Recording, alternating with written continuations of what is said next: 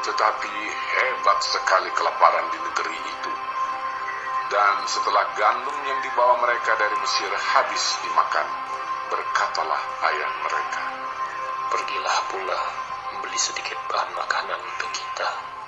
Lalu Yehuda menjawabnya, "Orang itu telah memperingatkan kami dengan sungguh-sungguh. Kamu tidak boleh melihat mukaku jika adikmu itu tidak ada bersama-sama dengan kamu. Jika kau mau biarkan adik kami pergi bersama-sama dengan kami, maka kami mau pergi ke sana dan membeli bahan makanan bagimu. Tetapi jika engkau tidak mau biarkan dia pergi, maka kami tidak akan pergi ke sana. Sebab orang itu telah berkata kepada kami, kamu tidak boleh melihat mukaku jika adikmu itu tidak ada bersama-sama dengan kamu." Lalu berkatalah Israel, "Mengapa kamu mendatangkan malapetaka kepada aku dengan memberitahukan kepada orang itu bahwa masih ada adikmu seorang?" Jawab mereka, Orang itu telah menanyai kami dengan seksama tentang kami sendiri dan tentang sanak saudara kita. Masih hidupkah ayahmu? Adakah adikmu lagi? Dan kami telah memberitahukan semuanya kepadanya, seperti yang sebenarnya. Bagaimana kami dapat menduga bahwa ia akan berkata, bawalah kemari adikmu itu? lalu berkatalah Yehuda kepada Israel, ayahnya, Biarkanlah anak itu pergi bersama-sama dengan aku, maka kami akan bersiap dan pergi, supaya kita tetap hidup dan jangan mati, baik kami maupun engkau dan anak-anak kami. Akulah yang menanggung dia. Engkau boleh menuntut dia daripadaku, jika aku tidak membawa dia kepadamu dan menempatkan dia di depan, maka akulah yang berdosa terhadap engkau untuk selama-lamanya. Jika kita tidak berlambat-lambat, maka tentulah kami sekarang sudah 2 kali pulang. Lalu Israel, ayah mereka berkata kepadanya, Jika demikian, perbuatlah begini. Ambillah hasil yang terbaik dari negeri ini dalam tempat gandummu, dan bawalah kepada orang itu sebagai persembahan. Sedikit balsam yang sedikit madu, damar dan damar ladan, buah kemiri dan buah badam. Dan bawalah uang 2 kali lipat banyaknya, uang yang telah dikembalikan ke dalam mulut karung-karungmu itu, haruslah kamu bawa kembali. Mungkin itu suatu kekhilafan. Bawalah juga adikmu itu. Bersiaplah dan kembalilah pula kepada orang itu. Allah yang Maha Kuasa kiranya membuat orang itu menaruh belas kasihan kepadamu, supaya ia membiarkan saudaramu yang lain itu beserta Benyamin kembali.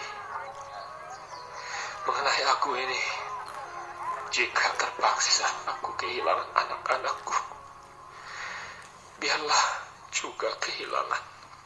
Lalu orang-orang itu mengambil persembahan itu dan mengambil uang 2 kali lipat banyaknya. Beserta Benyamin juga, mereka bersiap dan pergi ke Mesir. Kemudian berdirilah mereka di depan Yusuf. Ketika Yusuf melihat Benyamin bersama-sama dengan mereka, berkatalah ia kepada kepala rumahnya, Bawalah orang-orang ini ke dalam rumah, sembelihlah seekor hewan dan siapkanlah itu, sebab orang-orang ini akan makan bersama-sama dengan aku pada tengah hari ini. Orang itu melakukan seperti yang dikatakan Yusuf, dan dibawanyalah orang-orang itu ke dalam rumah Yusuf. Lalu ketakutanlah orang-orang itu karena mereka dibawa ke dalam rumah Yusuf. Kata mereka, Yang menjadi sebab kita dibawa ke sini ialah perkara uang yang dikembalikan ke dalam karung kita pada mulai itu, supaya kita disergap dan ditangkap, dan supaya kita dijadikan budak, dan keledai kita diambil. karena itu mereka mendekati kepala rumah Yusuf itu dan berkata kepadanya di depan pintu rumah, Mohon bicara, Tuan. Kami dahulu datang kemari untuk membeli bahan makanan. Tetapi ketika kami sampai ke tempat bermalam dan membukakan luka, tampaklah uang kami masing-masing dengan tidak kurang jumlahnya ada di dalam luka. Tetapi sekarang kami membawanya kembali. Uang lain kami bawa juga kemari untuk membeli bahan makanan. Kami tidak tahu siapa yang menaruh uang kami itu ke dalam karung kami. Tetapi jawabnya, Tenang sajalah, jangan takut. Allahmu dan Allah Bapamu telah memberikan kepadamu harta terpendam dalam karungmu. Uangmu itu telah kuterima. kemudian dikeluarkannyalah Simeon dan dibawanya kepada mereka. Setelah orang itu membawa mereka ke dalam rumah Yusuf, diberikannya air supaya mereka membasuh kaki, juga keledai mereka diberinya makan. Sesudah itu mereka menyiapkan persembahannya, menantikan Yusuf datang pada waktu tengah hari, sebab mereka telah mendengar bahwa mereka akan makan di situ. Ketika Yusuf telah pulang, mereka membawa persembahan yang ada pada mereka itu kepada Yusuf di dalam rumah, lalu sujud kepadanya sampai ke tanah. Sesudah itu ia bertanya kepada mereka apakah mereka selamat.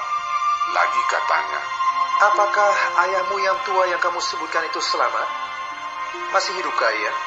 jawab mereka, Hambamu, ayah kami, ada, selamat, ia masih hidup.